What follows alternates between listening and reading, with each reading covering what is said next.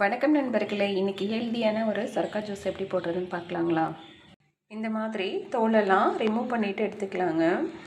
இப்போது பொடிசாக கட் பண்ணால் சொரக்காயை மிக்ஸி ஜாரில் சேர்த்திக்கலாங்க. இன்றைக்கி ஒரு ஆளுக்கான அளவு சொல்கிறேங்க. 50 கிராம் அளவுக்கு சொரக்காய் சேர்த்துட்டு கூடவே கொத்தமல்லி இலை, 10 மிளகு, 1/4 ஸ்பூன் சீரகம், துளியோண்டு கல்லுப்பு, துளியோண்டு இஞ்சி சேர்த்துக்கலாம். கூடவே கொஞ்சம் தண்ணி சேர்த்திட்டு அரைச்சி எடுத்துக்கலாங்க.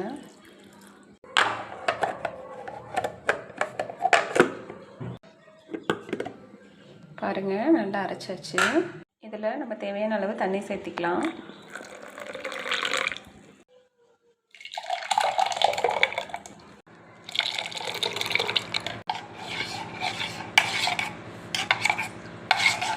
பாருங்கள், சூப்பரான சொரக்காய் ஜூஸ் ரெடி ஆயிடுச்சு. இதை நம்ம வடிகட்ட வேணாங்க, அப்படியே குடிச்சிக்கலாம்.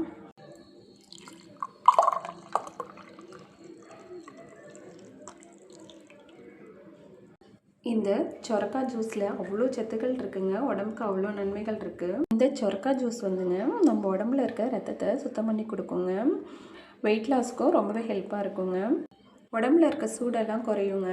கல்லீரலுக்கு நல்லது. யூரின் இன்ஃபெக்ஷன் இருந்தால் அதுவும் சரி பண்ணி கொடுக்குங்க.